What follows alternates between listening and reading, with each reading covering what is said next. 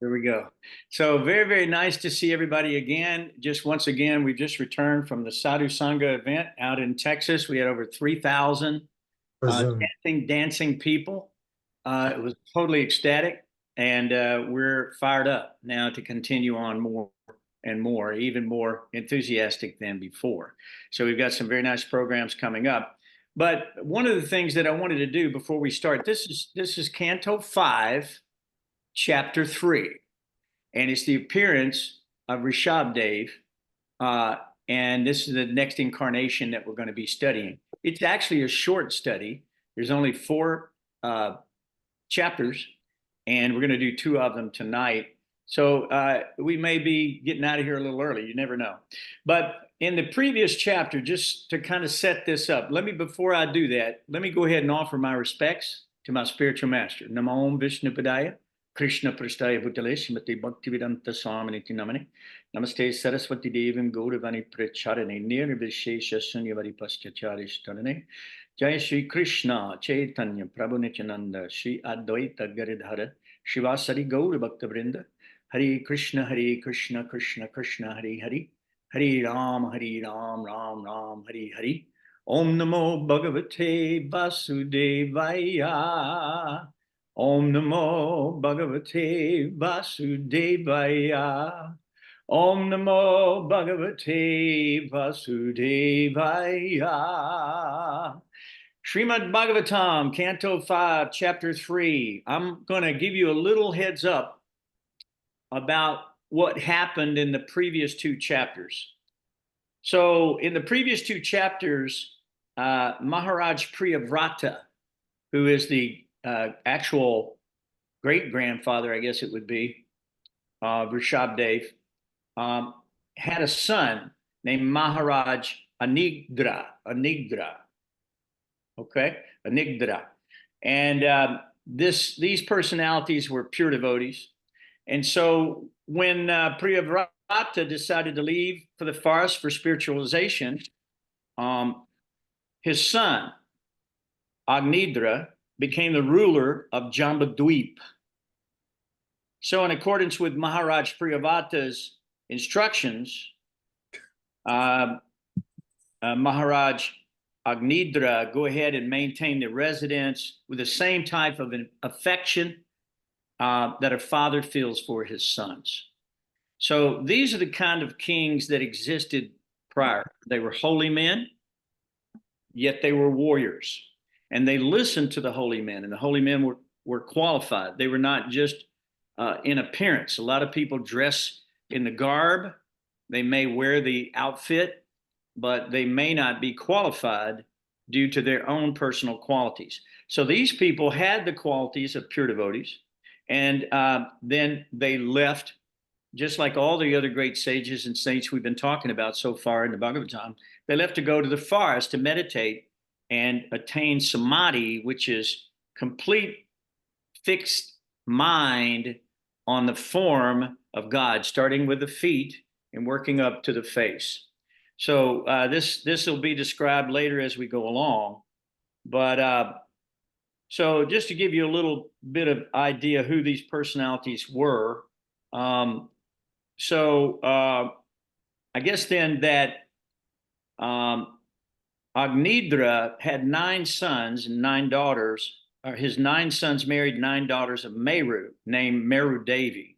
So this is the one whom King Nabi married. So Nabi was the son of Agnidra, who was the son of Priyavrata. And so Nabi is the father of Rishabhdev. And Meru Devi is the mother. So I wanted to be sure that we had that chronology in place so that you guys could understand how all this took place. Okay, so they had desired to get a son, and they had done these great sacrifices for that purpose. And this is how the story begins. So we'll start now with chapter 3, Rishabhdev's appearance in the womb of Meru Devi, the wife of King Nabi. In this chapter, the spotless character of King Nabi, the oldest son of Agnidra, is described. So I'm going to go ahead and start with the first text, if that's okay. Sukadeva Goswami continued to speak. Maharaj Nabi, the son of Agnidra, wished to have sons, and therefore he alternatively began to offer prayers and worship to the Supreme Personality of Godhead, Lord Vishnu, the master and enjoyer of all sacrifices. Maharaj Nabi's wife, Meru Devi, who had not given birth to any children at that time, also worshiped Lord Vishnu along with her husband. In the performance of a sacrifice, there are seven transcendental means to obtain the mercy of the Supreme Personality of Godhead. 1, by sacrificing valuable things or edibles. 2, by acting in terms of place. 3, by acting in terms of time. 4, by offering hymns. 5, by going through the priest. 6, by offering gifts to the priest. And 7, by observing the regulative principles. However, one cannot always obtain the Supreme Lord through this type of paraphernalia. Nonetheless, the Lord is affectionate to his devotees. Therefore, when Maharaj Nabi, who was a great devotee, worshipped and offered prayers to the Lord with great faith and devotion, and with a pure, uncontaminated mind, superficially performing some jagya in the line of pravargya, the kind Supreme Personality of Godhead, due to his affection for his devotees, appeared before King Nabi. Meeting is being recorded. Okay. He appeared before King Nabi in his unconquerable and captivating form with 4 hands. In this way, to fulfill the desires of his devotee, the Supreme Personality of Godhead manifested himself in his beautiful body before his devotee. This body pleases the mind and the eyes of the devotees. Lord Vishnu appeared before King Nabi with 4 arms. He was very bright, and he appeared to be the best of all personalities. Around the lower portion of his body, he wore a yellow silken garment. On his chest was the mark of Srivatsa, which always displays beauty. He carried a conch shell, lotus flower, disc, and club, and he wore a garland of forest flowers in the Kastuba gem. He was beautifully decorated with a helmet, earrings, bangles, belt, pearl necklace, armlets, ankle bells, and other bodily ornaments bedecked with radiant jewels. Seeing the Lord present before them, King Nabi and his priests and associates felt just like poor people who have suddenly attained great riches. They received the Lord and respectfully bent their heads and offered him things in worship. The priests began to offer prayers to the Lord, saying, "O most worshipable one, we are simply your servants. Although you are full in yourself, please, out of your causeless mercy, accept a little service from us, your eternal servants. We are not actually aware of your transcendental form, but we can simply offer our respectful obeisances again and again, as instructed by the Vedic literatures and authorized acharyas." Materialistic living entities are very much attracted to the modes of material nature, and therefore they are never perfect, but you are above the jurisdiction of all the material conceptions. Your name, form, and qualities are all transcendental and beyond the conception of experimental knowledge. Indeed, who can conceive of you? In the material world, we can perceive only material names and qualities. We have no other power than to offer our respectful obeisances and prayers unto you, the transcendental person. The chanting of your auspicious transcendental qualities will wipe out the sins of all mankind. That is the most auspicious activity for us, and we can thus partially understand your supernatural position. O Supreme Lord, you are full in every respect. You are certainly very satisfied when your devotees offer you prayers with faltering voices and in ecstasy bring you tulasi leaves, water, twigs bearing new leaves, and newly grown grass. This surely makes you satisfied. Who would like to pick it up at 7? I can. Okay, text 7. Thank you. We have engaged in your worship with many things and have offered sacrifices unto you. But we think there is no need for so many arrangements to please your lordship. All of life's goals and offenses are directly, self-sufficiently, unceasingly, and unlimitedly increasing in you at every moment. Indeed, you are unlimited enjoyment and blissful existence. As far as we are concerned, O Lord, we are always after material enjoyment. You do not need all these sacrificial arrangements, but they are meant for us so that we may be benedicted by your lordship. All these sacrifices are performed for fruitive results, and they are actually needed by you. O Lord of Lords, we are completely ignorant of the execution of Dharma, Artha, Kama, and Moksha, the process of liberation, because we do not actually know the goal of life. You have appeared personally before us like a person soliciting worship, but actually you are present here just so we can see you. You have come out of your abundant and caused us mercy in order to serve our purpose, our interest, and give us the benefit of your personal glory called Apavarga liberation. You have come, although you are not properly worshipped by us due to our ignorance. O most worshipful of all, you are the best of all benefactors, and your appearance to the saintly King Nabi's sacrificial arena is meant for our benediction, because you have seen by us, you have bestowed upon us the most valuable benediction. Dear Lord, all the great sages who are thoughtful and saintly persons incessantly recount your spiritual qualities. These sages have already burned up all the unlimited dirty things and, by the fire of knowledge, strengthened their detachment from the material world. Thus they have attained your qualities and are self-satisfied. Yet, even for those who feel spiritual bliss in chanting your attributes, your personal presence is very rare. Should I go on? We can pass it around a little bit and come back. These are very short chapters. I think the next chapter maybe only have 19 verses. So let's give somebody else a shot, and then we'll come back if we have time. Who else wants it? Okay, Rakesh. Which text are we on? Text 12. Okay, text 12. Dear Lord, we may not be able to remember your name, form, and qualities due to stumbling, hunger, falling down, yawning, or being in a miserable disease condition at the time of death when there is a high fever. We therefore pray unto you, O Lord, for you are very affectionate to your devotees. Please help us remember you and utter your holy names, attributes, and activities, which can dispel all the reactions of our sinful lives. Dear Lord, here is the great King Nabi, whose ultimate goal in life is to have a son like you. Your Lordship, his position is like that of a person approaching a very rich man and begging for a little grain. Maharaj Nabi is so desirous of having a son that he is worshipping you for a son, although you can offer him any exalted position, including elevation to the heavenly planets or liberation back to Godhead. Dear Lord, unless one worships the lotus feet of great devotees, one will be conquered by the illusory energy, and his intelligence will be bewildered. Indeed, who has not been carried away by the waves of material enjoyment, which are like poison? Your illusory energy is unconquerable.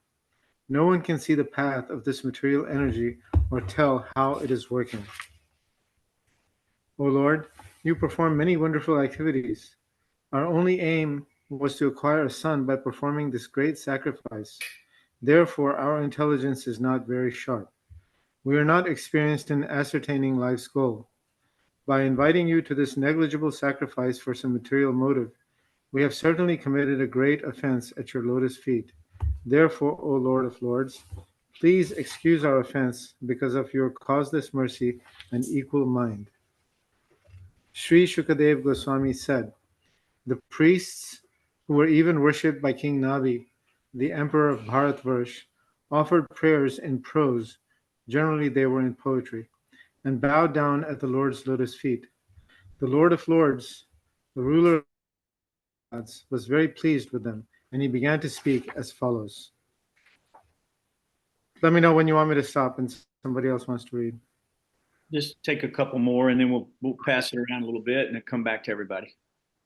The Supreme Personality of Godhead replied, O great sages, I am certainly very pleased with your prayers. You are all truthful. You have prayed for the benediction of a son like me for King Nabi, but this is very difficult to obtain. Since I am the Supreme Person without a second, and since no one is equal to me, another personality like me is not possible to find. In any case, because you are all qualified Brahmanas, your vibrations should not prove untrue. I consider the Brahmanas who are well qualified with Brahminical qualities to be as good as my own mouth. Since I cannot find anyone equal to me, I shall personally expand myself into a plenary portion and thus advent myself in the womb of Meru Devi, the wife of Maharaj Nabi, the son of Agnidra.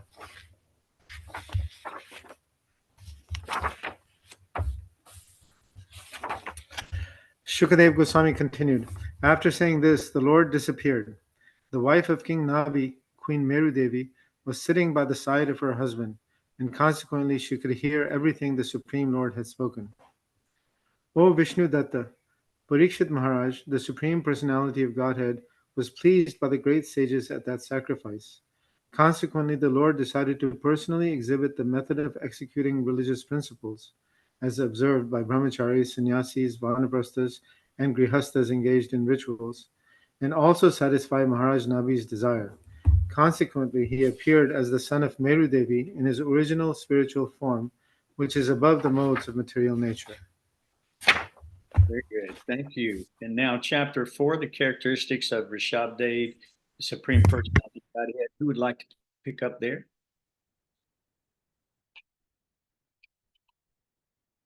Anybody want to read there? Rangabadi, you want to read there?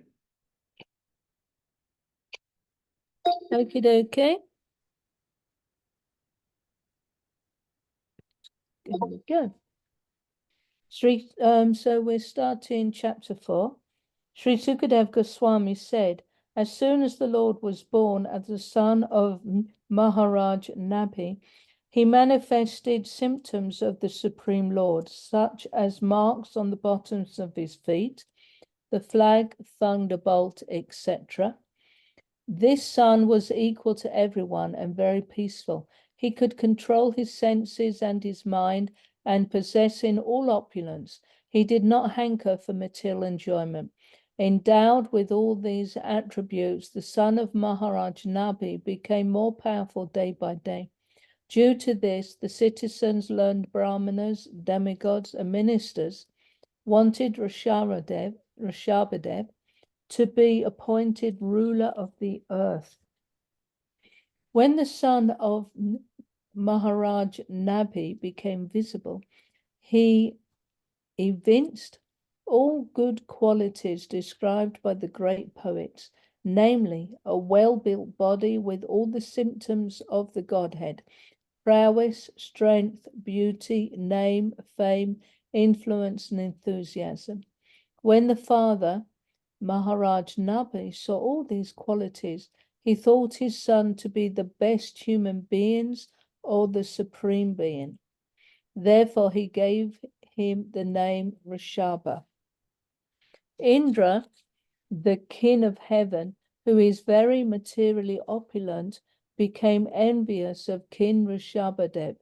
Consequently, he stopped pouring water on the planet known as Bharatvarsha. At that time, the Supreme Lord, Rsabhadeva, the master of all mystic power, understood King Indra's purpose and smiled a little. Then, by his own prowess through Yogamaya, his internal potency, he profusely poured water upon his own place, which was known as Ajanaba. Due to getting a perfect son, according to his desire, King Nabi was always overwhelmed with transcendental bliss and was very affectionate to his son. It was with ecstasy and a faltering voice that he addressed him. My dear son, my darling. This mentality was brought about by Yogamaya, whereby he accepted the Supreme Lord, the Supreme Father, as his own son. Out of his supreme goodwill, the Lord became his son and dealt with everyone as if he were an ordinary human being. Thus, King Nabi began to raise his transcendental son with great affection, and he was overwhelmed with transcendental bliss, joy, and devotion. King Nabi understood that his son, Rsabhadeva, was very popular among the citizens and among government officers and ministers. Understanding the popularity of his son, Maharaj Nabi enthroned him as the emperor of the world to give protection to the general populace in terms of the Vedic religious system. To do this, he entrusted him into the hands of learned brahmanas who would guide him in administrating the government. Then Maharaj Nabi and his wife Merudevi went to Bhadra Kashram, Bhadarikashram. Bhadarikashram in the Himalaya mountains, where the king engaged himself very expertly in austerities and penances with great jubilation. In full samadhi, he worshipped the Supreme Personality of Godhead, Narayana, who is Krishna in his plenary expansion. By doing so, in course of time, Maharaj Nabi was elevated to the spiritual world known as Vaikuntha. Does anyone want to take on from there? Yeah. Does anybody else want to do some reading? Raise your hand if you do. If I not, always will. oh, okay. Well, we're going to go back to Jai Krishna, and then we'll go back around to Rakesh, and we'll keep this thing going. Grab a Okay, few. I'll do 3 or 4 of them. Yeah, do O 4. Maharaj Pariksit, to glorify Maharaj Nabi, the old sages composed 2 verses. One of them is this: who can attain the perfection of Maharaj Nabi? Who can attain his activities? Because of his devotional service, the Supreme Personality of Godhead agreed to become his son. The second prayer is this: who is a better worshiper of the Brahmanas than Maharaj Nabi? Because he worshipped the qualified Brahmanas to their full satisfaction. The Brahmanas and their Brahminical prowess showed Maharaj Nabi, the Supreme Personality of Godhead, Narayana, in person. After Nabi Maharaj departed for the Bhadrakasamra, the Supreme Lord, Rsabhadeva, understood that his kingdom was his field of activities. He therefore showed himself as an example and taught the duties of a householder by first accepting brahmachari under the direction of the spiritual masters. He also went to live at the spiritual master's place, Gurukula. After his education was finished, he gave gifts, Guru Dakshin, to his spiritual masters, and then accepted the life of householder. He took a wife named Jayanati and begot 100 sons who were as powerful and qualified as he himself. His wife Jayanati had been offered to him by Indra, the king of heaven. Rsabhadeva and Jayanati performed householder life in an exemplary way, carrying out ritualistic activities ordained by the Shruti and Smriti Shastra. Shall I stop? If you want, anybody else can just pick up. It's okay. Yes, we have somebody here. Okay. Text 9. This is Eunice, by the way. My wife, Eunice. Very nice to see you. Glad you're here. So what is this? Yeah, right there. Oh, right. Of Rsabhadev's. Oh, Rsabhadeva, 100 sons. The eldest named Bharat was a great exalted devotee qualified with the best attributes. In his honor, this planet has become known as Bharat Varsa.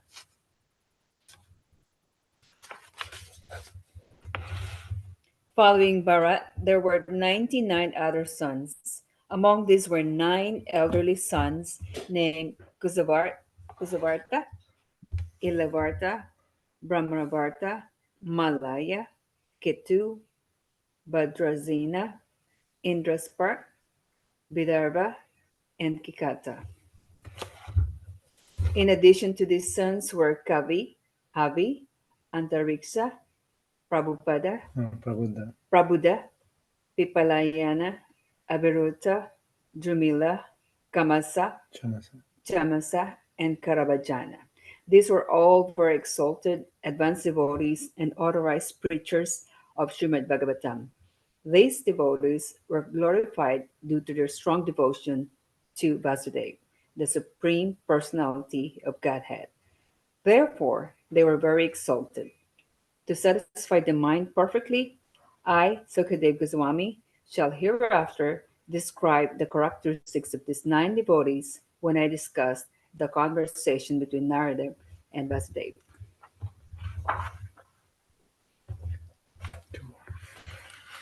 Where is it?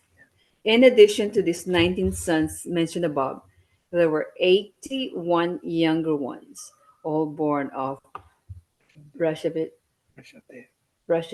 and Jayanti. According to the order of their father, they become well cultured, well behaved, very pure in their activities, and expert in Vedic knowledge and the performance of Vedic rituals. Thus, they all become perfectly qualified Brahmins. Being an incarnation of the Supreme Personality of Godhead, Lord Rashideva was fully independent because his form was spiritual, eternal, and full of transcendental bliss. He eternally had nothing to do with the four principles of material misery: birth, death, old age, and disease. Nor was he materially attached. He was always equipoised, and he saw everyone on the same level. He was unhappy to see others unhappy, and he was the well wisher of all living entities. Although he was a perfect personality, the Supreme Lord and controller of all, he nonetheless acted as if he were an ordinary conditioned soul. Therefore, he strictly followed the principles of Varnashram Dharma and acted accordingly. In due course of time, the principles of Varnashram Dharma had become neglected. Therefore, through his personal characteristics and behavior, he taught the ignorant public how to perform duties within the Varnashram Dharma. In this way, he regulated the general populace in householder life, enabling them to develop religion and economic well being and to attain reputations, sons and daughters, material pleasure, and finally, eternal life. By his instructions, he showed how people could remain householders and at the same time become perfect by following the principles of Varnashram Dharma. Very nice. Thank you so much for that. So we have a few left, right?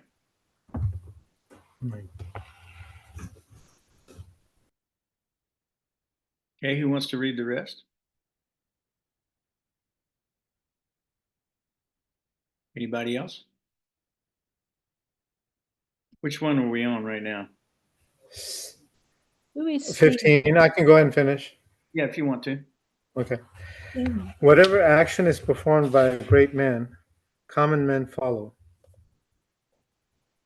Although Lord Rishabdev knew everything about confidential Vedic knowledge, which includes information about all types of occupational duties, he still maintained himself as a Kshatriya and followed the instructions of the Brahmins as they related to mind control, sense control, tolerance, and so forth.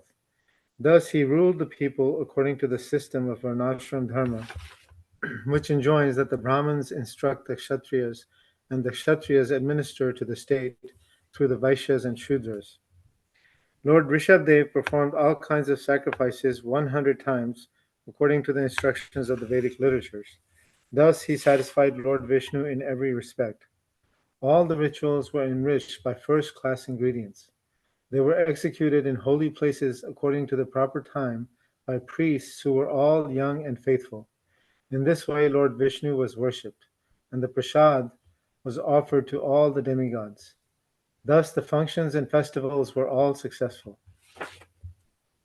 No one likes to possess anything that is like a will-o'-the-wisp or a flower in the sky. For everyone knows very well that such things do not exist. When Lord Rishabdev ruled this planet of Bharatvarsh, even common men did not want to ask for anything at any time or by any means. No one ever asks for a will-o'-the-wisp. In other words, everyone was completely satisfied, and therefore there was no chance of anyone's asking for anything.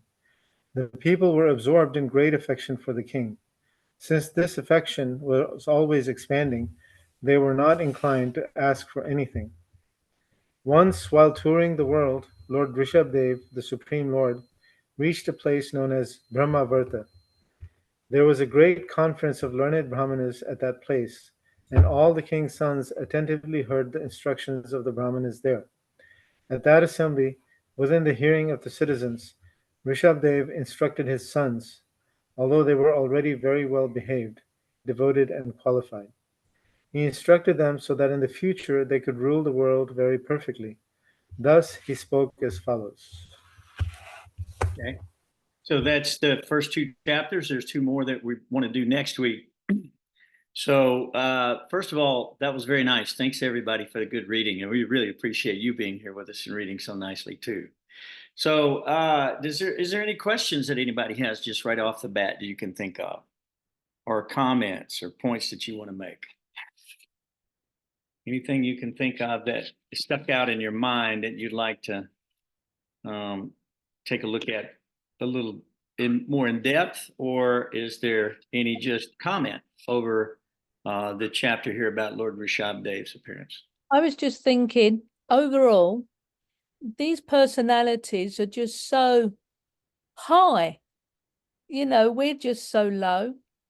And obviously, they're just amazing what they do. And all these personalities in this Srimad Bhagavatam, it really shows us the real history and the real culture and everything. And, you know, we never hear of this other than that. If we don't read Srimad Bhagavatam, then we'd never hear any of it. And I'm just overawed by it all, to be honest. And and I'm trying to get to grips with life beyond this planet, because we're just one planet in this whole universe, and trying to understand how the rest of the universe, you know, and they give us little bits in here as well, so we can understand that. So anyway, so that was my thoughts. An excellent point. The thing about it is what is so amazing about it is the absence of these great personalities ruling the earth now. Most it's a dictator who has no good qualities, who is simply exploiting the population. Most countries are operating in that way, or militarily. People are then victimized by a government.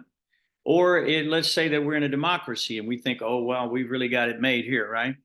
So the democracy is people who are uneducated, people who don't understand how to operate a government, or maybe even run their own lives. Mainly they're Sudra in the Varna ashram system that we're talking about. And their votes determine how the rest of society will go. And the politicians are sold out to these individuals so that whatever they want, they get, they're promised to receive. Let's put it that way. They normally don't receive the promises of any modern politicians. As a matter of fact, normally they're very dissatisfied ordinarily with the administration of the presidency or whatever it might be, prime ministers and so forth and so on, because they don't please the people. They don't know how to please the people. They're bought by lobbies and paid for. And therefore, they're basically working for people who want things that are against their own best interest. And the politicians work tirelessly to give them that so that they can purchase more votes for the future and stay in power. So this is nothing at all, and nothing at all like what we're talking about with Rishabhdev, Dhruva, you know, all of these great kings that we've been discussing here. You can see that they all go to Badarik Ashram. They all go to the Himalayan mountains to meditate at the end and fix themselves in samadhi. They renounce the whole world before they die. They renounce their treasuries. They renounce their family. They renounce all of this stuff, and they set an example by going to the Himalayan mountains. As a matter of fact, they say they go there very much like, not in these cases, but we would go there very much like an animal who's been whipped with our tail under our legs with our head down. They don't. They walk straight into the forest, and they love it because they know they're going to give everything back to the one who gave it to them the entire time of their life, and they worship that beautiful Lord the entire time. So the idea of all of these incarnations is they come to the world for two purposes primarily, and we hear that in Bhagavad Gita again and again, right? Vinashaya Chadushkritam, okay? Paritranaya Sadhunam, Vinashaya Chadushkritam, Dharma Samstapanartaya, Sambhavami Yuge. So they come again and again, millennium after millennium, to reestablish the principles of religion, Dharma, and to annihilate the miscreants and to set the world aright. So we see here that Kapila taught Sankhya philosophy in his incarnation. And we see here that Rsabhadeva taught Varna Ashram primarily in his incarnation, right? And his son, he had 100 sons, but his oldest son was Bharat, of whom the planet is named after. And all 100 sons of Rsabhadeva were all pure devotees. They were just as powerful as God. They had all the qualities of God. They were all capable of ruling the earth perfectly. And you heard that in a actual kingdom where the king is a Rajarishi and he listens to the Brahmins, right? He doesn't listen to his constituents who are trying to buy him or, own him, pay for him, lobby him with monies, so forth and so on. He doesn't listen to them. He listens to the priest. He listens to the Brahmin class. So the Brahmin is the head of society in Varna Ashram. The head of society operates the body. The brain tells the body where to go. It tells the feet where to go. It tells when it's time to eat. The stomach will say that, and all of the hands and arms work together to satisfy the whole, right? So everything works in harmony for the good of the whole in that environment. So the head of society is Brahman, the arms of society, the administrative warrior class, Kshatriya, and they listen to the Brahmins, the head of society. The next class, Vaishya, the belly of society. Of course, we have to have food, we have to have energy. So the Vaishyas are the businessmen, the merchants, and so forth. And then the Sudras. The Sudras are common laborers primarily. They work for the other classes. And so together, they're the legs that bring the whole body forward in this Varna Ashram system. So this Varna Ashram system has been lost. As a matter of fact, Srila Prabhupada, in his very last days, when he was in Vrindavan, was talking about the Varna Ashram system, how that it has to be implemented in our society. Because if we're not listening to the head, what are we listening to? The belly? We're listening to the tongue? We're listening to the genitals? So we look, in many ways, society looks like the activities of a regular dog. And I hate to say that, but if you think about it, what do dogs do? Their nose is running, they're going everywhere, trying to find some putrid thing to eat, right? They'll eat anything, they don't care what it is. They're worse than hogs, actually, right? So the society now is eating any abominable thing and they think that's good because they don't have the Brahmin class telling them, like Rangavati was saying, they don't have that head telling the rest of the society what to do. So they're concocting things based on their the objects of their senses and their ability to provide that object to the sense so that they can have some repetitive stimulation. So this is a society of people who've been overstimulated in every possible way. As a matter of fact, society today is virtually numb. They're virtually numb. They've overused their senses for sense gratification so much, like with the tongue, for an example. Now we see that gluttony. What do they say? That most people are not proportionate because they've taken the tongue as their ultimate goal instead of what the Vedas is teaching as the ultimate goal, which is liberation, which is service to the Lord and loving devotion, right? To give these things up for a higher taste, for a higher place that we are on the way to, we hope. And if we follow the yoga system, we'll be delivered there. And the Lord is so kind that he's coming again and again and again to reestablish these principles so that we can understand them very carefully. And he does that through the Parampara system, spiritual master, descending knowledge coming down, unbroken chain of disciples in the Parampara system that don't deviate, that don't change the message. If you change the message, everything is lost.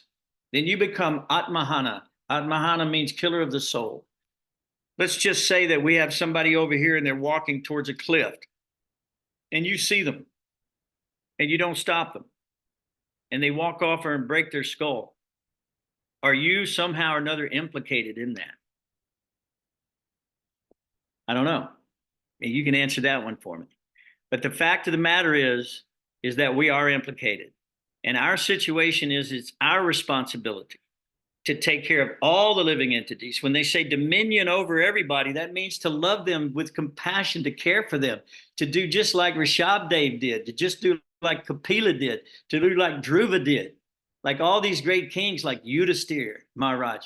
And Krishna, they saw over the kingdom and nobody wanted for one single thing.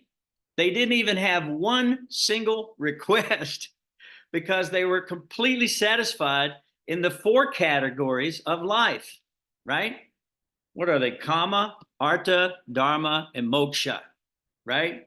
And that means economic development. Yes, we need economic development. Of course, we need sense gratification. Yes, we do. Our senses require food. They require these different things that we see. Our eyes are seeing, our body is functioning. Yes, we need these things. Economic development, sense gratification comes naturally in that environment. And then dharma or religiosity is taught. But mostly religiosity in the Vedas deals with karma kanda. In other words, fruitive reactions in the material world. And so these sages are saying that. They're saying that, well, look what we've done. We've asked you to come here, right, for a material motive. We want a son. That's our goal. We want something here that, of course, it's not material, because what did King Nabi want? He wanted a son exactly like Vishnu. So that's not material. But it appeared to them, and they said, in our ignorance, we've offended you, actually, is what they said. So we're going to go back to that in a second and cover a little bit of this further. But the idea is that, yeah, you got a question? Did I see your hand go up, Rakesh? Yes, Prabhu. I had another question. Please. Whenever you're ready to answer the next question. But I'm ready. In text 8, it says his wife Rsabhadeva and Jayanti performed householder life in an exemplary way, carrying out ritualistic activities ordained by the Shruti and Smriti Shastras. Could you please elucidate on that? What are the ritualistic activities that the householder is supposed to do? Well, that's what we're discussing now, the karma kanda section of the Vedas. Karma kanda means religiosity. Normally, religion is for mundane purposes in the material world. It's for sense gratification. People are going to God and they're asking for money, houses, a better life, better children, better family, better whatever it might be, better circumstances. So that would be a deviation in a way from what we're trying to achieve here. So the goal actually of all of these sacrifices, he did over 100 sacrifices. We just read that, Dhruva did 99. He was unable to do the last one because the horse was stolen by Indra. And here again, we see that Indra is also envious in this situation and quit watering the place, Jambudweep. He quit watering it. So Rsabhadeva said, oh, no problem. I'll just go ahead and send water myself. It's not necessary, right? Because God can do anything. And he's empowered Indra to do what he's done. So no, these processes that Rsabhadeva set an example for Varna Ashram are meant for ultimate moksha, liberation. They're not meant for just worshiping demigods for higher places in the material world. That's karma kanda. We're setting a distinction here. So karma kanda means, yes, I'll be religious, but just for the results of the fruitive activity that I want to enjoy. See, but actual moksha and what he's talking about here, as we go through this, you'll see that he worshiped the Lord with love and devotion, with tulsi leaves, with so many other things, like we saw that Advaita Acharya worshiped the Lord to bring Lord Chaitanya down. These are devotional activities which are transcendental, which have nothing to do with material fruitive results in the material world. They're not meant for fruitive results in the material world. And you can see by their activities, these great kings, that they're willing to leave all of these things behind in a detached way to achieve this ultimate samadhi or state of enraptured in love of God on the personal manifestation of the Lord that they meditate on without cessation. So this life that he taught, Krishna says in Bhagavad Gita, everyone follows my path in all respects. Whatever great men do, common men follow. And whatever exemplary standards they set, the whole world pursues. Krishna says that in Bhagavad Gita. So yes, when the Lord comes, he's not subjected to the modes of material nature. It's not necessary that the Lord performs any of these activities, but he does it just to lead us. And he also says in Bhagavad Gita that if he did not do this, then he would be the cause of the material world being put into ruination. He talks about that in Bhagavad Gita. And so he sets the standard by exemplary acts, and therefore the whole world pursues those activities. And if he didn't, then the world would be set into a state of literally ruination. So the idea is his example was to show how these four sections of society, religiosity, economic development, sense gratification, and ultimate liberation, can work together for the householder. And the householder then can go back home, back to Godhead, and enjoy material life while they're here as well. Although the activities become completely spiritualized because the purpose is to serve the Lord in selfless service, not in a business arrangement to try to get more money, more wealth, give me more food, give me more this and that. And then we find that people become atheists if the Lord doesn't deliver upon their demands. So they're treating God as if he's some valet service. And he's saying, Lord, did you not hear I asked for daily bread? Where's the bread?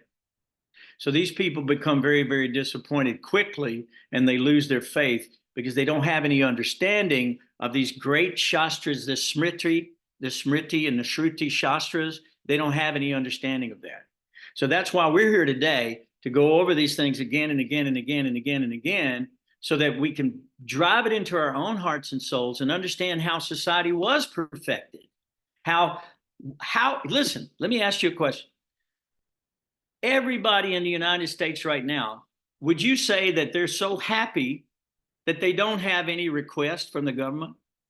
That they're so pleased with the way things are going that they don't even have any requests? They're just all so happy. No, they're not happy at all. And if they do get what they want, they still won't be happy.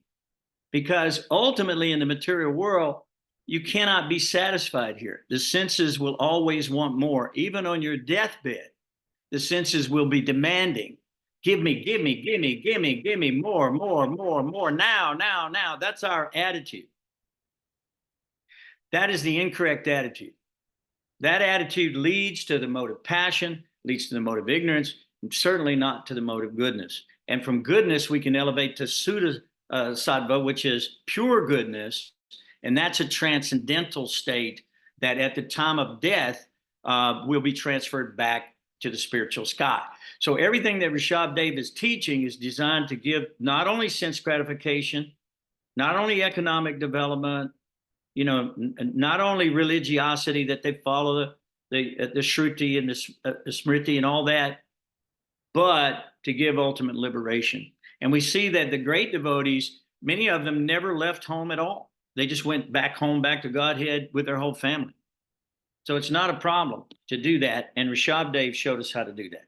So I don't know if that answered your question. Go ahead. Yep. Thank you. Thank you for that. I would like to add, though, I was talking specifically a little bit more about the householders. And as it so happens, in the purport, Srila Prabhupada explains that he says Rsabhadeva was an ideal king, and he took his education in the Gurukul, although he was already educated because the Supreme Lord is omniscient.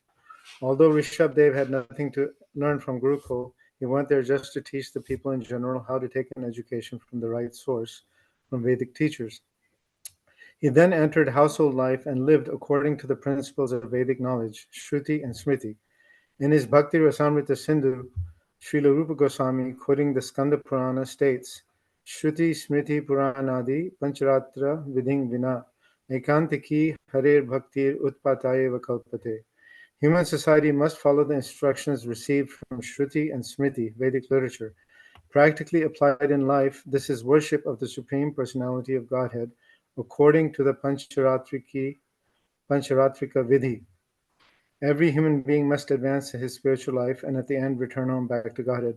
So specifically for the householders, the Pancharatrika Vidhi, which means for us deity worship, which Srila Prabhupada and Srila Bhaktivinoda Thakur had explained that we should have two parallel paths. We perform our material duties, but also at the same time have our spiritual duties in deity worship. Excellent. Because that makes our household purified. Absolutely. Well, what happens when you have deities in your home is God is then living with you. And you're living in the home of God, and you then don't see it as your home. You don't see it as your family. You don't see it as your money. You don't see it as your thing.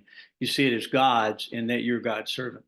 So that's so important, definitely. But if you go back to text 2, this is kind of important too, Rakesh, that I want to bring your attention to. Well, the whole thing is designed to bring us back home, back to Godhead. And that's why Krishna comes again and again and again in all these different incarnations. But in text 2, in the first chapter there that we read, chapter 3, says, in the performance of a sacrifice, there are seven transcendental means to obtain the mercy of the Supreme Personality of Godhead. So 1, by sacrificing valuable things or edibles. 2, by acting according to place. The next one is time. The next one is offering hymns. And the next one's going through the priest. And then the next one is observing the regulative principles. Well, deity worship is a regulative principle. There's no question. And in previous yugas, it was different. It was different at different times. So sometimes what we do is we are reading from Satya Yuga, or we might be reading from Treta Yuga, we might Dwapara Yuga, and now we're in Kali Yuga, right? But this I found was very, very interesting. If we read on in this verse, it says, however, even by observing these things, one cannot always obtain the Supreme Lord through this type of paraphernalia, right? Nonetheless, the Lord is affectionate to his devotee. Therefore, when Maharaj Nabi, who was a devotee, worshipped and offered prayers to the Lord with great faith and devotion and with a pure, uncontaminated mind, superficially performing yajna in the line of a pravargya, which is what we're talking about, right? The kind Supreme Personality of Godhead, due to his affection for his devotees, appeared before King Nabi in his unconquerable and captivating form with 4 hands. So in this way, he was able to fulfill his devotees' desire and come and also teach this information. And it talks about what he looked like when he appeared, and it talks about the great prayers that these souls offered at the time. So yes, we may be perfect. We may be perfect in our rituals. We may be perfect in our rituals. And the Lord will be pleased. But the Lord is really only attracted by unalloyed devotional service. We find that throughout all of the scriptures. So while we're doing our service, while we're doing these ceremonies, we're doing them in a state of love and devotion to the Lord. Bhaktya tvananya yasakya aham evam bidorjuna, he says, yantum drastum chitadvena paravetum cha parantapa. So he said, only by undivided devotional service can I be known as I am, understood as I am, standing before you, and can thus be seen directly. Only in this way can you enter into the mysteries of my understanding. So if we get lost in the flowery language of the Vedas, is the way Krishna put it. If we get lost in that, sometimes we can lose ourselves in economic development. We can lose ourselves in sense gratification.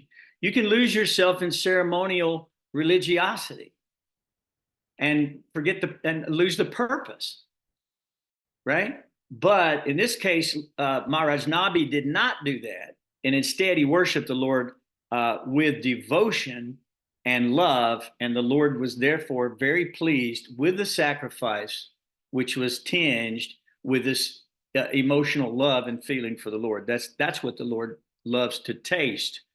Primarily, that's his thing. So, and later on in the Bhagavad Gita, of course, he says, Sarvadharmam purtyaja mamikam saranam braja ham tvam sarva papebhyo mokshaishami Masuchaha. So moksha ishami, moksha, right? We want to get liberated. So we want to be free from all sinful reaction. So it's not necessarily the ceremonial activities that free us from that. It's the state of devotion and love, the offering that we offer to the Lord, that removes our sinful reactions, because we're listening to his all auspicious pastimes, his activities.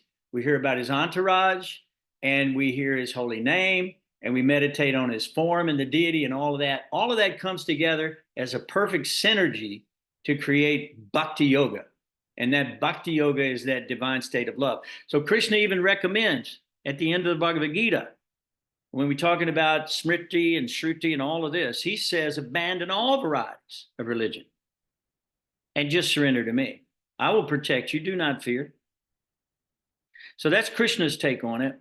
But for convention and for society, we have to teach these relegated Varna ashram system so that people understand their duty, their occupational duty. This is talked about in Bhagavad Gita over and over and over and over again, the occupational duty of the society at large. So in this, and I hope that answered any question you had about that.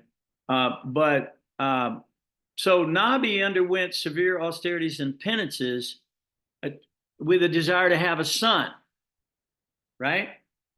He had a real desire to have a son, just like Vishnu. So this is a transcendental thing, right? So he goes on to say in text 6, it says, "O Supreme Lord, you're full in every respect. You are certainly very satisfied when your devotees offer prayers with faltering the voices and in ecstasy bring you tulsi leaves, water twigs bearing new leaves and newly grown grass. This surely makes you satisfied." And so he said that we've engaged in your worship with many things and have offered sacrifices to you, but we think there's no need for it because you don't even need these things. These arrangements are actually for our own benefit. They're not for his benefit. What does God need? What does God need from you? Need your money? So you're going to bring gold to the sacrifice? That's nice. Does he need it? No. He doesn't need it. What does he need? He needs grains. He's hungry. God's hungry? No. He's hungry because he's hungry for our benefit so that we can offer something for him, right? Or that if we offer gold or wealth to the Lord, he becomes satisfied if we do it with a state of devotion, not for some material reimbursement or reaction that would provide for our sense gratification. So that's the idea. So it says, you do not need all these sacrificial arrangements, but they are meant for us so that we can be benedicted by your lordships. All of these sacrifices are performed for our fruitive results. That's what he says. And they are not actually needed by you. That takes a second to sink in our mind. The Lord doesn't need these things. We need to do these things for the Lord to get his mercy. And we know that just by performing certain ritualistic things, that paraphernalia may or may not get the Lord's mercy. So we have to add that devotion. We have to add that love to this whole thing. And then the Lord is happy with that. So that's the idea. And that's why the Lord appeared before them. And that's why the Lord always appears before his devotee, because he's very satisfied with the heart of the devotee and the offering of love that the devotee is giving. So to finish this up, she says, the chanting of your all auspicious transcendental qualities destroys all of the sins of mankind.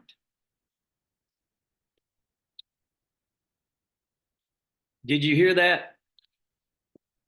Just chanting the glories of the Lord just destroys all of the sins of mankind.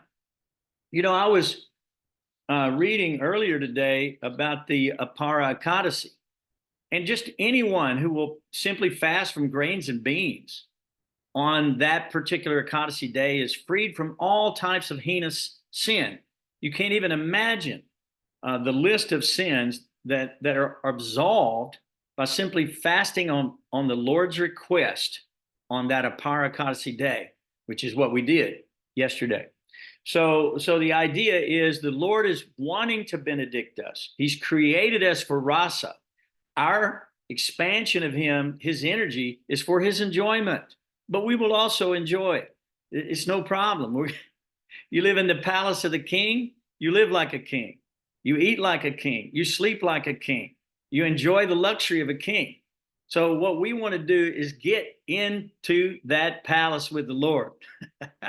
By doing that, we can do that in our own service to the Lord. The Lord will be very pleased, and he'll appear and take us home.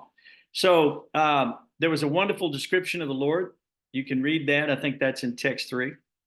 And he says here that simply by chanting the all auspicious transcendental qualities and to offer the Lord tulsi leaves in faltering voices due to intense affection, we can achieve the mercy of the Lord very easily.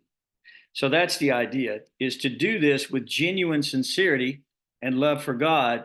And by doing that, we'll be good. Now, there's a verse in Bhagavad Gita that we should mention, and that is a kama sarva kamos va, moksha kama udaradi.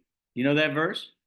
Tivrena bhakti yogena yajita purusamparam. Whether you're full of all material desires. So this goes back to what we were talking about a minute ago, Rakesh. Doesn't matter. We're living in a material world. You may have all material desires in the material world. But if you have all material desires and you're following this Varna ashram system, which is a perfect way, a path to take you home, and whether you're free from all material desires, whether you're desiring liberation, it doesn't really matter. If you have broader intelligence, the Lord says, you should by all means worship the Supreme Personality of Godhead, the Supreme Personality of Godhead, because he is the one who is awarding all these benedictions since time immemorial. So no matter what your goal is, you got to go to Krishna for it. You got to go to the Lord for it. So if you want to satisfy the Lord, you follow in the footsteps of King Nabi, and there are many other examples that we can follow. And we know that the Lord doesn't need that, but he accepts it for us. It's actually for our own fruitive results, or it could be for our own transcendental results. So, so the ultimate goal is apavarga. Apavarga means liberation. That's where we're trying to get to. We want to be free of the material world of birth, death, old age, and disease, and want to go back home, back to Godhead. So even though they were saying, the sages were saying that the Lord is not being properly worshiped due to their ignorance, they felt like they were offensive to the Lord by even asking for something that had to do with anything within the material world, including a son. They felt like they were being offensive, right? And they were saying that the Lord is not being properly worshiped due to their ignorance. He goes on to say, but even those perfected souls, those sages who were there when the Lord appeared, they had qualities of God. They had the same qualities of God. And they were completely detached from the material world. They were completely self-satisfied. But they felt spiritual bliss, chanting the glories of the Lord. So that's the footsteps that we're following in. So we can do all dry ceremonial things if we want. But if we add that love, that one thing in front, then all of those ceremonies become transcendental. And it goes on to say that the Lord's appearance is very rare. So to even hear about the Lord appearing in this world is very rare. If you ask the people on this planet, how many of them know if God has appeared in the world, most people would not be able to answer any of this because they've not studied the Shruti and the Smriti. They've not seen the Shastra. They don't understand these Vedic literatures, which are in the original Sanskrit and are available as they are, as Prabhupada is not interpreted.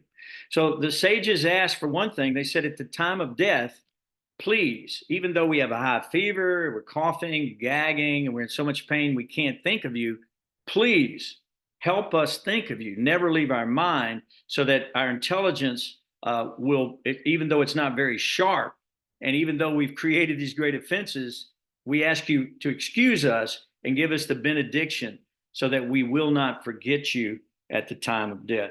So I thought that was pretty cool. Also, and we should pray that prayer fairly regularly. So in text 18, Vishnu says that he cannot find anyone equal to himself to take this situation. So therefore, he will personally expand as a plenary portion and advent himself in the womb of Maradevi. Okay? So the Lord then disappeared immediately after saying that. He gave the benediction that I will be your son. And then he disappeared. This is how the Lord does it all the time. He doesn't stick around, you know. He's not hanging out. He's got other things to do, right? So in chapter 4, we know that Rishabh means the best. The best. It couldn't be any better. Rsabhadeva, Deva means that godly. So godly quality, the very best godly quality is Rsabhadeva. So that we know that. So he didn't really appreciate Indra holding back the water, so he took care of all of that. That's part of this story. So when Nabi realized that the civilians and everybody loved Rsabhadeva, he felt like his job was over. He had trained his children, and so he took off for Badarik Ashram up in the Himalayas. And so he went there, and then Rsabhadeva took over. So when he went to Badarik Ashram, he went there to worship Vasudeva in Samadhi. And, you know, the whole picture of the Lord from the bottom, the feet to the head, all of that comes to mind when we think about that. So they gave Jayanti and Rsabhadeva had 100 sons. The eldest was Bharat. Bharat became the ruler of the world, and the world is named after that. Rsabhadeva performed over 100 sacrifices, and he taught his sons to rule the world. And so the idea is he demonstrated what the perfect king should be like. So if we have any questions, these stories are there to keep us straight. They're there to know what is good and what is bad. So if you compare the life of these great saintly kings to a democracy or autocracy or, you know, you name it, any of these other forms of government, we see they're inadequate to please the citizens. And the government's first job is to protect the citizens and keep the citizens pleased. They say, like a mother, the child is crying, the mother should immediately tend to the child and take care of whatever the problem was, so the child is very pleased. So they saw everyone, he saw everyone equally. He was a well-wisher to all living entities, and he taught all of his citizens the Varna ashram system. And ultimately, no one had to ask for anything because everyone was completely satisfied.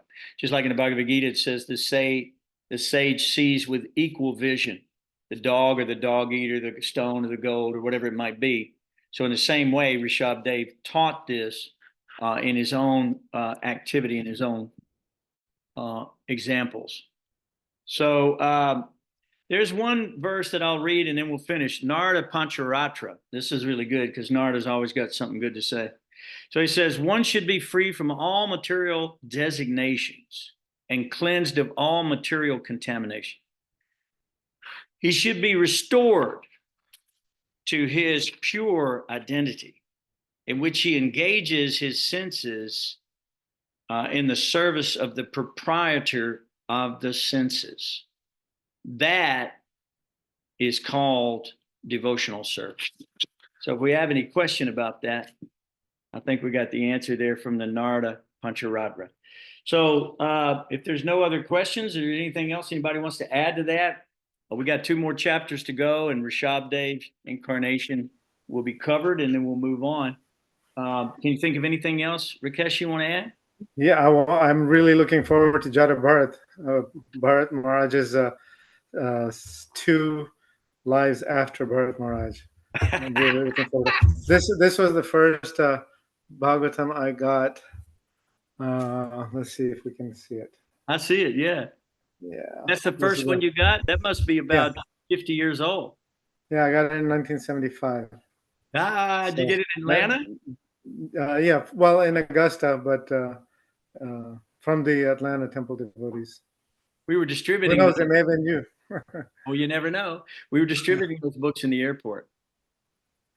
Yeah, Srimad. this is somebody in my high school was at a fair and they only had $1, and they were amazed that they told the devotee that they only had $1, and he gave them this book and he said, "I can't believe you gave me this book for only $1." And so then he gave it to me. Ah, well, so that's fantastic. That's fantastic. Was that before you came to the Atlanta Temple? You don't know? No, that was after I came to the Atlanta Temple. I came to the temple in October '74. Oh, you know what? You and I came to the temple in Atlanta very similar time. Did you know? Yeah. Yeah, I'd been around the country and seen the devotees in other places, but that actually joined about right then. Yeah, I didn't meet you until the Rath Yatra in the Atlanta Temple, '76, I guess. Oh yeah, yeah. '76, yeah.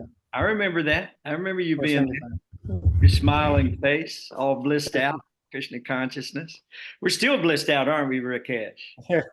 I tell you, we're conditioned by a sense of happiness. That's the mode of goodness. It's a funny thing, you know, peace and happiness. What a funny thing to end up with. Most people are complete anxiety, you know. They're worried at every moment, and we're dependent on the Lord. We know that the Lord will take care of us. We may have some token karma. That's okay. We deserve much worse. We take whatever the Lord gives. We're very happy to receive it because there's a message in there for us somewhere. And so we have to determine what that message is. And we do that through studying the Shastra and hearing from the guru, right? And the sadhu. So those three things together, Guru, Shastra, Sadhu, will lead us on the correct path back home, back to Godhead.